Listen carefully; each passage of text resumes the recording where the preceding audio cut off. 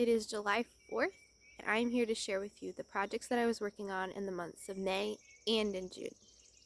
Welcome everyone, it's Hannah. I am the tech editor at Works of Our Hands. I do design knitting patterns from time to time, but I am just a passionate knitter. I learned to knit about 10 years ago in my early, more like tween years. Actually, it was before I even was a teenager. My great-grandmother was a avid knitter, knit for everyone, and was kind to pass her love of that craft to me. And so I am here today to share with you the projects that I've been working on in this video is going to be for the month of May and June. I try to do them monthly, but due to computer storage and just the amount of things I had to share, I decided to combine the month of May and June. So today I have 2 months of my knitting projects to share with you. I hope that you can learn from my mistakes or things that went well and repeat them in your own knitting, or just get inspired to knit. Even though I'm not teaching how-to videos in these podcast recap of my knitting projects of the month video, I hope it inspires you and shows you the kind of clothing you can create for yourself and other people with needles and yarn. It's pretty amazing. And let's get right into this video. I'm going to start off in this video by sharing finished knitting projects that I had completed in May and June, and then I'm going to move on to the projects that I'm working on right now, and then move on to some plans for upcoming knitting projects. I have a number of sweaters that I'm considering casting on, socks, things that I'm hoping to knit and get a crack on before the cool weather hits again. And I may have another thing I'd like to share with you. So that's the structure that I'm going to kind of follow in this this video. And disclaimer, you might see, as you saw that little tail, our family dogs are roaming around wanting to sit near me, but also switching spots. So if you see a dog or a tail, don't get too concerned. That's just one of our family dogs. So let me share with you the finished knitting projects from May and June.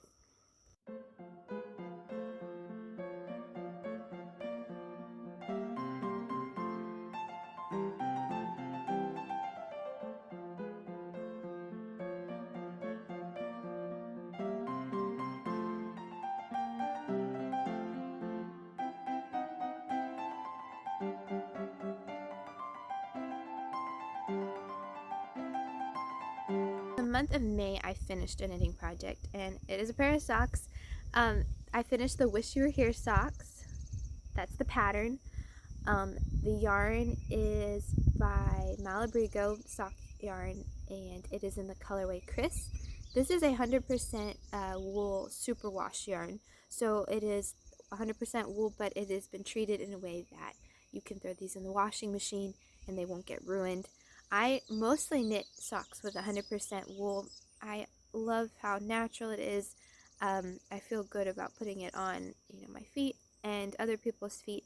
But when I gift yarn, socks made with yarn, I try to pick a yarn that is, depending on the person, going to be easy for them to care for. I never want to give someone a pair of socks and then them throw it in the washing machine by accident and then have the sadness or this worry about telling me something happened. So I loved these the Marigold sock yarn because it is still wool, but it's superwash, so it can be washed in the washing machine, and I like gifting that to certain people. I'm glad I purchased it. And I think I said the colorway is Chris. I really enjoyed these socks. They were fun to knit on in the spring. I knit these during the spring season. They were just the lace on the top of the foot, which alternates. So you have it on, this is going to be the left side on the one foot, and then you have the right side on the other. So they kind of coordinate really beautifully on the foot when you're wearing them. I absolutely enjoyed that design detail and knitting on that in the spring. It just seemed perfect for the season. They hit above the ankle, and I really enjoy them. I did not modify this pattern. I followed it to a T, except that I decreased more stitches than called for in the pattern. So I think I I decreased down to about 16 stitches, so 8 stitches were on each of my DPNs, and then I Kitchener stitched them off. And that's just, I think, from habit. Most of my socks, I think I just go down to decrease to 16 stitches, and then I Kitchener stitch, and they're ready to go. But I believe this pattern, and I will include below a link to the blog post where I go into all the details on these socks.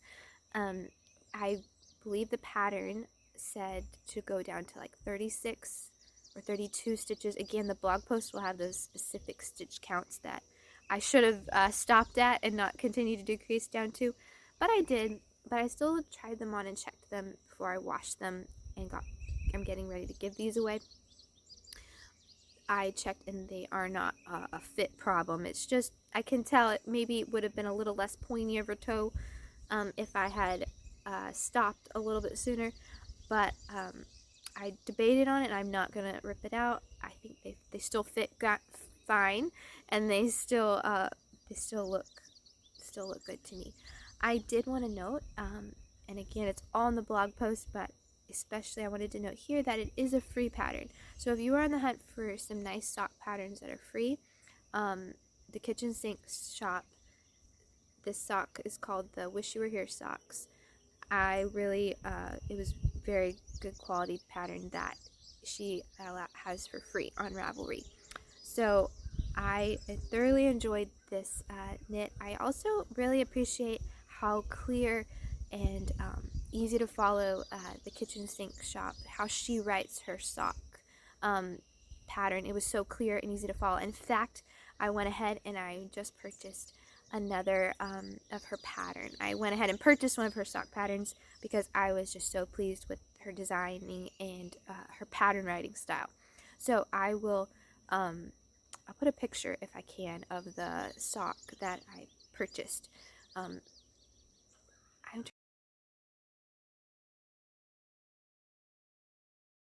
trying to remember the name of it because I purchased it and I am hoping to cast that on soon, but it has not gotten done yet. So I will include a picture here, and I am excited to try another one of her patterns as well. But these are the first finished project that I knit on in May. Before I move on, I forgot to say I knit the Wish You Were Here socks on my US 2.25 millimeter needles. It's like my classic sock needles right now. These are from Hobby Lobby, and they are US ones, and most of my socks are knit on these needles, although I might be switching that soon. If you keep watching, I have a new purchase, a needle purchase to share with you for sock knitting.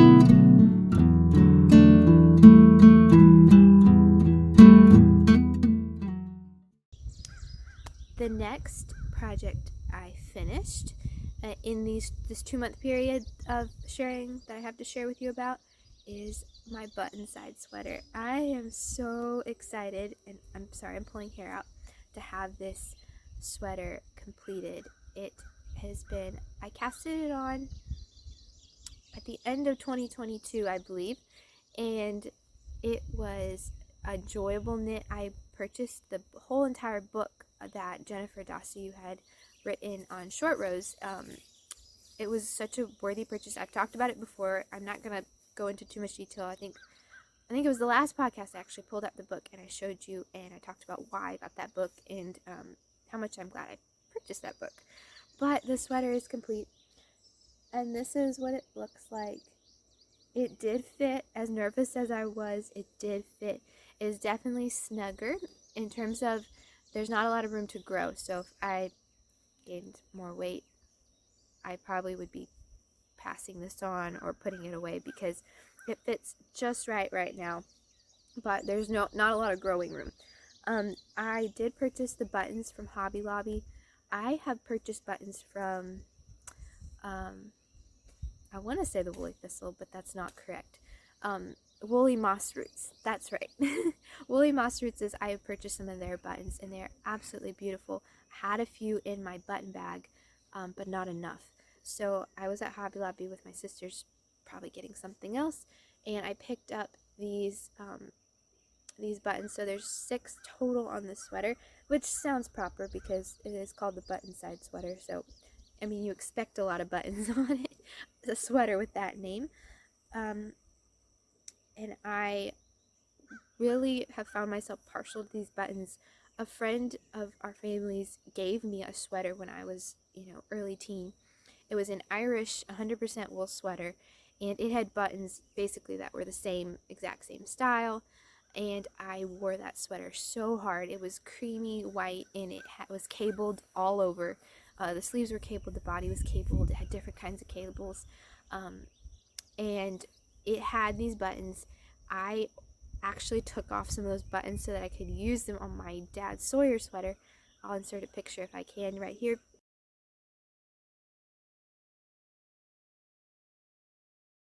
Since I've already spoken a lot about this sweater on previous videos recapping my monthly knitting, as well as I've written an entire blog post that I will put in the description below on the materials I used, the notes on what I changed, what I did, modifications, all that is in a full blog post on my blog. But I did want to share a few things here. One is that I didn't have to, but I made a little mistake, so I changed the decrease rate for the sleeve. So I picked up stitches as the pattern intended for the sleeve. I knit the sleeve cap, and we were using German short rows to knit the sleeve cap. And then I did my first sleeve decrease, probably about here somewhere. And then I started to knit, the plain rounds until the next decrease.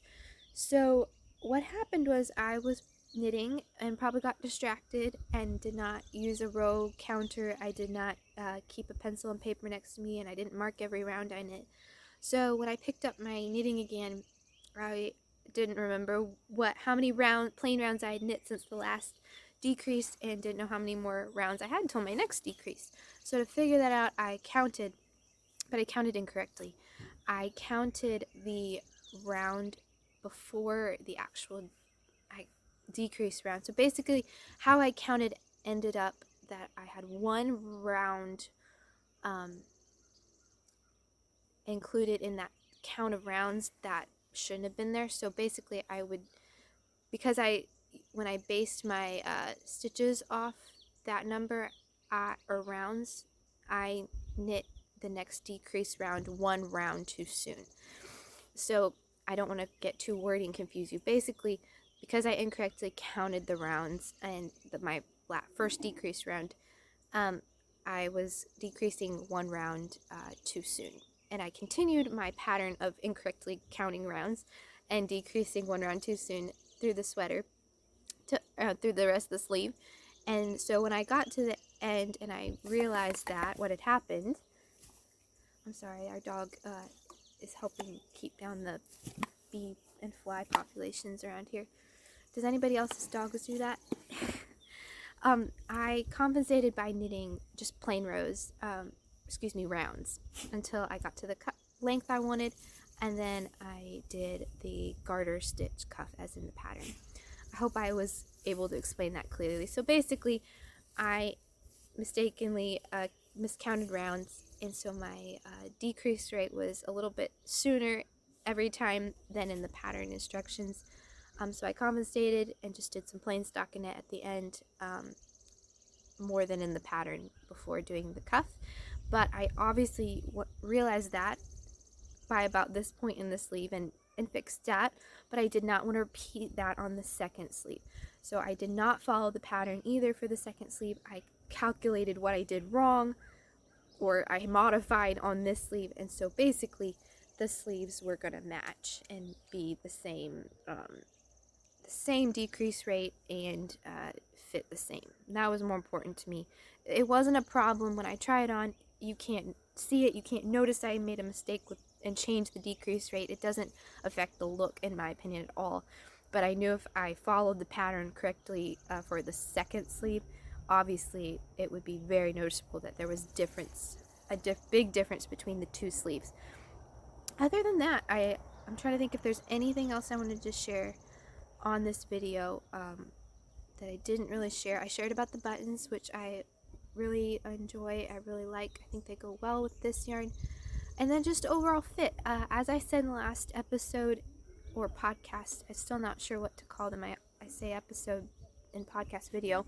Not sure what is the best sounding way to call these videos, but the fit was quite tight when I was knitting. I was starting to try on as I was knitting the sleeves, and the overall fit was extremely short and tight. I was very nervous that this sweater was not going to fit, and I just had faith that, like the swatch I did for my gauge, it would grow in blocking, because when I swatched it was quite tight, and then I blocked it and it grew very nicely.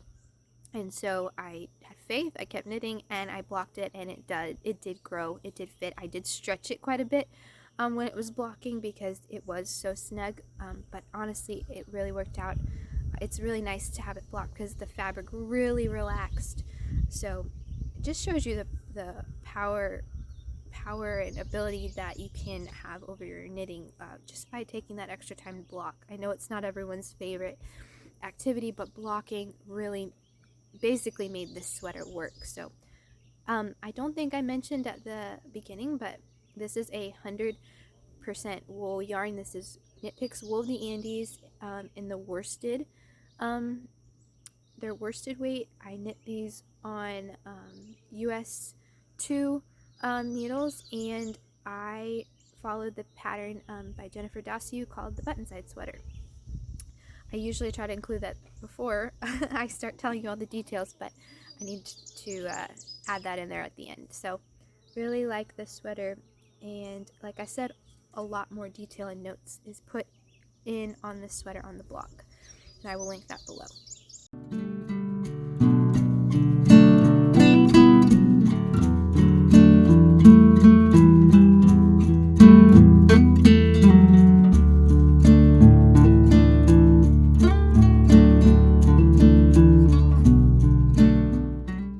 So those were the two projects that I finished in the month of May and June. I have some projects that I've been knitting on, but they're not done. And the first one I have to share is I'm on socks again. I constantly have socks on my needles these days. This is the back to school, or part of the back to school sock set by Hannah G Knits. That's the pattern. The yarn is Quince and Co Finch. Get a good close up for you. This is Quince and Co. Make sure. Quince and Co Finch is the yarn, so that's one of their fingering weight yarns. It's 100% wool yarn, and it is not one of their colorways. It was one of their undyed. It was Egret, I believe. It was like a white. And if you have been around on my Instagram, I think I've talked about it, or I may have mentioned this on other podcasts. This is yarn I dyed with flowers we grew in our garden last year. These are marigold flowers. They were the dye material that I used, and they were the mordant for this yarn was alum. So if you are not familiar with dyeing, a mordant is kind of like, I have a wonderful book called Harvesting Color by Rebecca Burgess. She explains mordant in a very easy to understand way, and a mordant is kind of like a translator. It basically allows two people from, it's like a translator that allows two people from different languages and backgrounds to understand one another. And in dyeing, the mordant allows the yarn fibers to bind to the plant dyes and stick, and when you keep washing it, not wash out so much every time. Eventually you'll get some fading, but obviously the mordant is just the binder and the translator that allows the beautiful color and the yarn to join together. And so the mordant was alum, and I love natural dyeing because it is so safe. Alum is something you can buy in the grocery store and you can use in canning. And marigolds, I mean, you grow them, for us, we grow them in our garden, and they are beautiful for pollinators to come and hopefully be attracted to our garden area for, but also they just add such beauty to the garden, and we can collect them and dye yarn with them, which to me is just like the icing on the cake. You can have them in your garden and then dye with them and then knit with it. It's kind of like some of my favorite things all wrapped in one.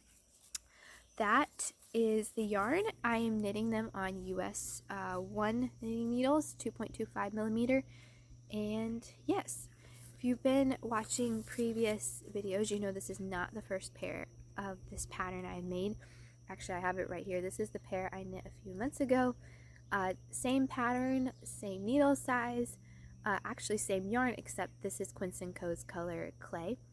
I also, the yarn used in this sock and in the one I'm making right now is, this is Solitude Wool, which is a local to Virginia wool company, which is always exciting to me to find local farmers and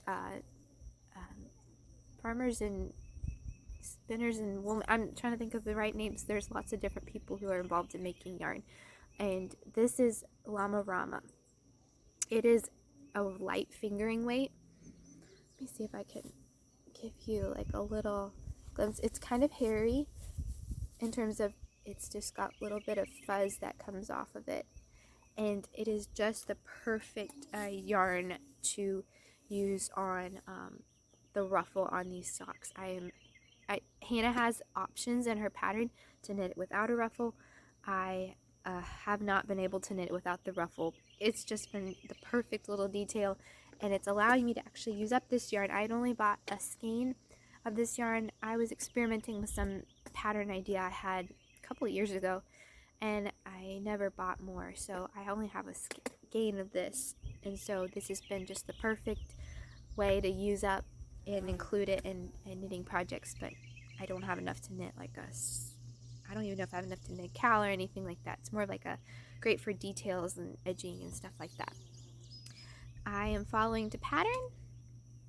I have not made any modifications. This time when I did the first sock of her pattern, she recommends stopping before you knit the toe, I believe, and working the heel to make sure you had enough length on your foot.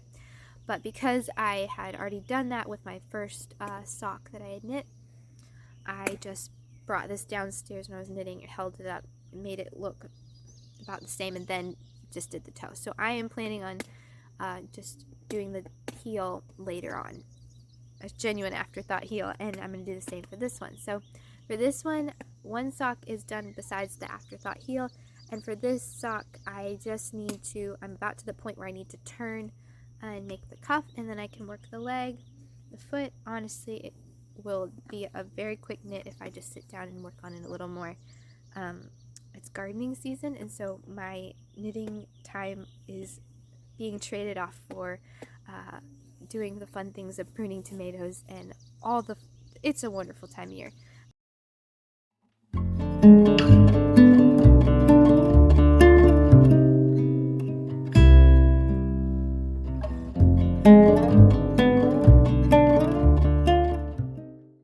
I made some knitting related purchases in the month of May and June, which I wanted to share with you. And the first one is not one I actually have physically in my hands, but I did, as I mentioned earlier on when I was talking about the Wish You Were Here socks in the kitchen sink shop, I purchased the Amina socks knitting pattern. That is a lace pattern, a sock knitting pattern again. I think I've already tried to include a picture of it. I might include one again right here. And I just am in a sock knitting mood. Finding socks and sweaters are just my favorite things to knit right now. They are also my favorite things to tech edit right now.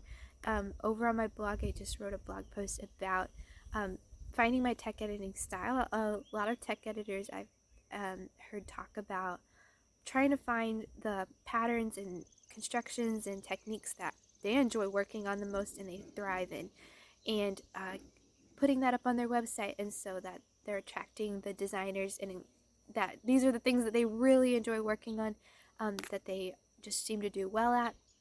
For me, the practicality and the getting the good fit and just the beauty of socks and sweaters is my favorite right now.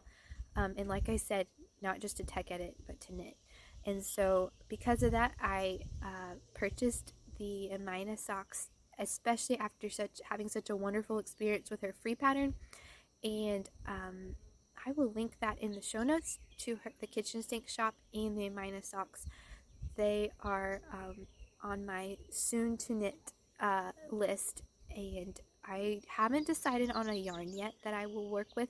I have quite a yarn stash right now that is reasonable and has a good quantity of excuse me, materials for sock knitting, and I will probably stash dive to find the materials for that project. But that was one of my purchases, was the Amina socks pattern.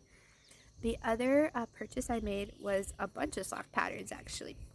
And I purchased, it's going to be flipped around. I will probably have already included a little clip, but this is the 52 Weeks of Socks book produced by Lane Lane Publishing. They do have a magazine that I have looked at online for years. It's beautiful, and the designs that come out of that publication and magazine are just look stunning. This book was on my list because, well, one, I got this book for, you can get it cheaper on Amazon, but I don't have a Prime account. And so I didn't have a lot to purchase from Amazon at the time, and I'm not sure if I would get free shipping on it. So I went ahead and got this from Thrift Books. And with shipping, actually I think I got it free shipping. Anyway, I ended up paying about $20. This book has 52 sock patterns in it. To me, $20, 52 sock patterns. I know I see socks getting sold on Ravelry individually for $5 to $7. It ranges, and everyone should pick the price that they think they would like for their sock pattern. But I thought that $20 for 52 patterns was very decent price. But also, I wanted to have a collection like this of sock patterns that would include a variety of techniques. This book has lace patterns, it has cable patterns, it has colorwork patterns, ankle length, toe up, cuff down. I wanted to have a book like that on my shelf in my knitting collection, because as a tech editor, I'm getting patterns thrown at me of new constructions and techniques all the time. I'm always trying to push myself in my knitting projects to knit new techniques so that I'm familiar with them.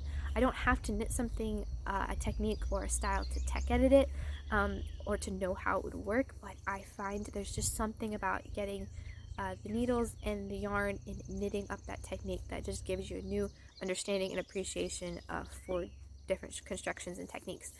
So I wanted to pick this up, have it on my shelf, and I do want to work through it. I was been thinking for a while.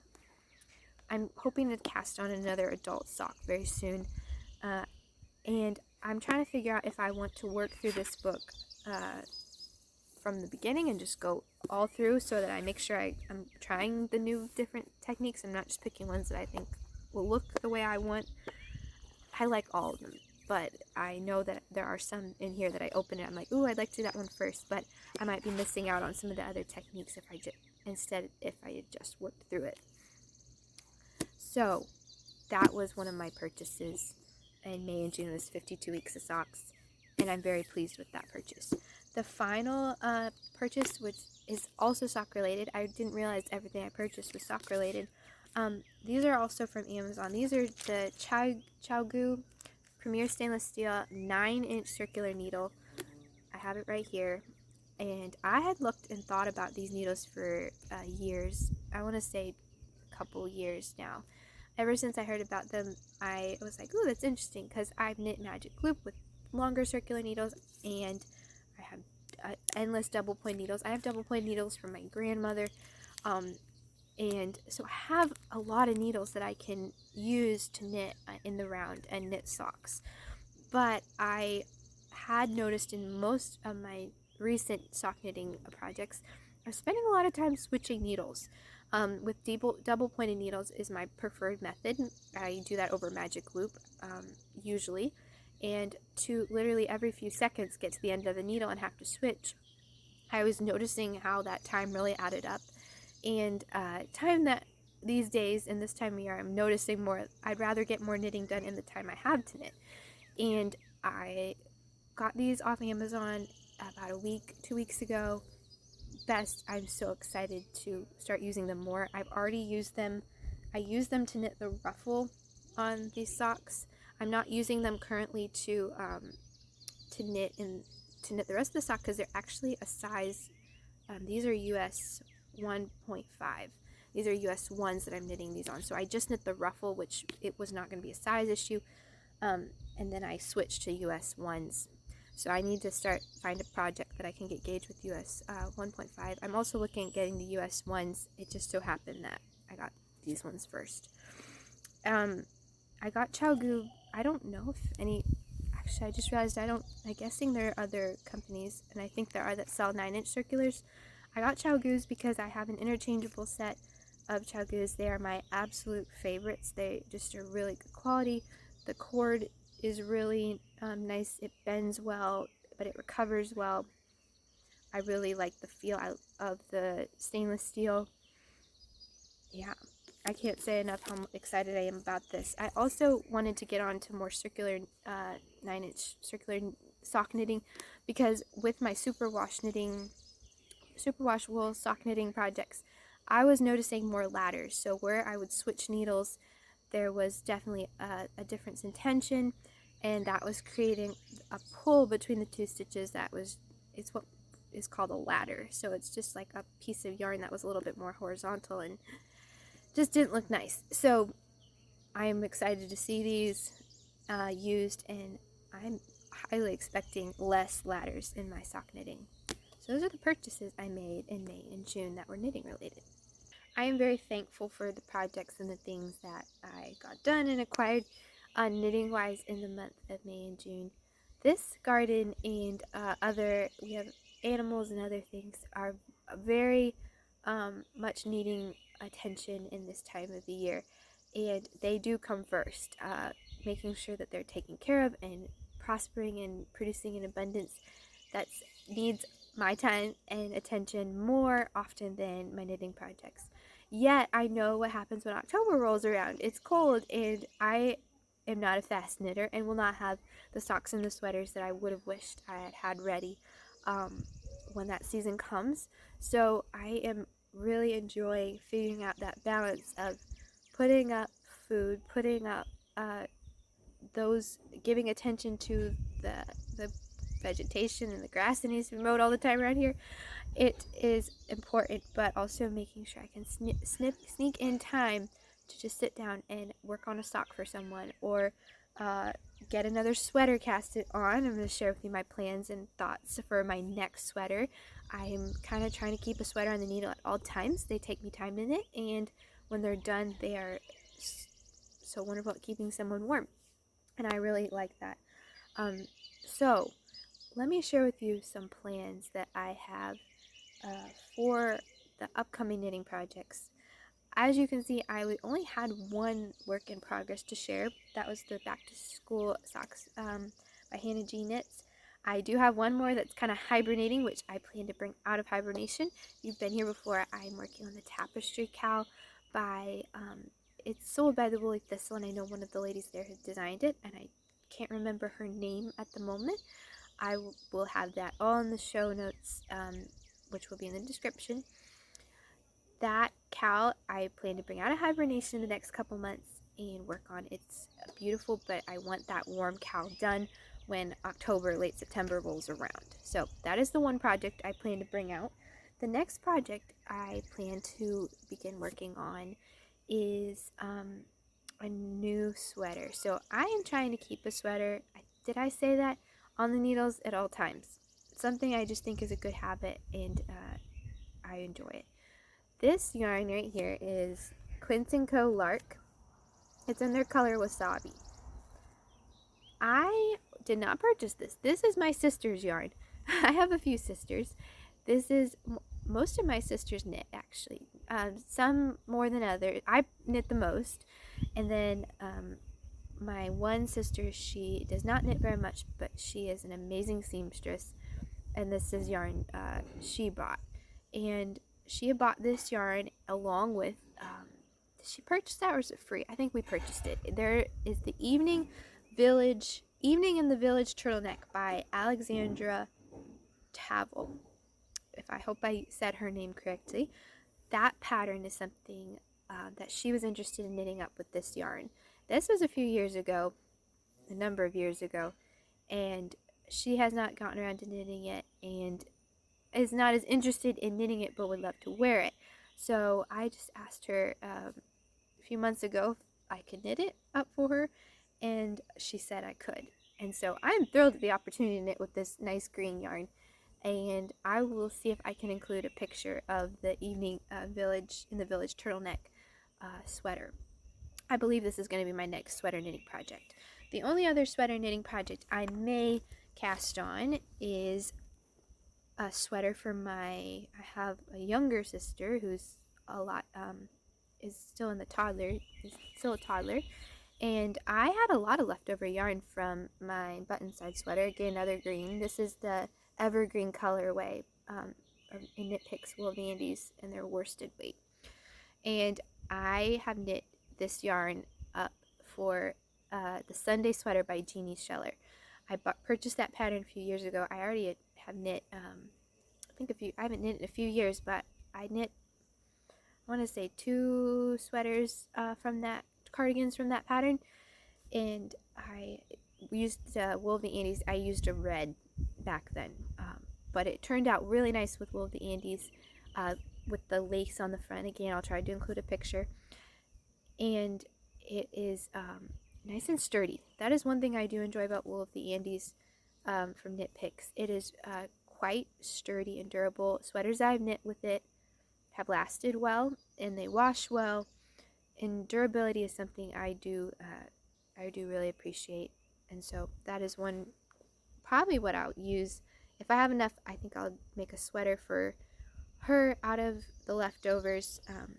But I definitely have this feeling that the Evening in the Village turtleneck with this yarn is what's going to be the next sweater cast on. And the only other plan for sweater wise, it's not a sweater, it would be a vest. Let me come out of the frame for a second so I can grab this yarn. A few years ago, maybe 2 years ago, we have a huge black walnut tree in our yard. In fact, I can see it from here. And we collected black walnuts off of it a few years ago, and I dyed with it. So I bought some yarn. I bought it from Mountain Meadow Wool. I got their Jackson base, which is a DK weight, and I dyed it with black walnuts. And this is the color that came out of that. Sun's starting to come out, so I'm getting a little washed out. There, that's a little bit more accurate. I have looked at this in my yarn cabinet for years, and I really want to knit with it. The Jackson wool from Mountain Meadow Wool is really soft, and I was looking at a vest pattern from Brooklyn Tweed in this to use this yarn for. I have, I believe, 4 skeins of this Jackson DK. I do not remember how many yards are in each, but I think I have enough to make a vest. So I was looking at this Brooklyn Tweed vest pattern, but I'm open to other vest patterns. So if any of you are watching and you have seen a vest pattern that is knit with DK weight that you really like, and you think, ooh, I've seen this vest pattern and it would look really nice with a yarn like that, I am open for opinions or recommendations.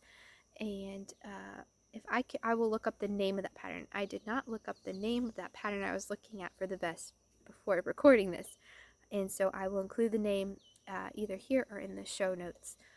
And this is more, I feel like this will get postponed. I might knit on this and make a vest out of this. I'm thinking in the winter.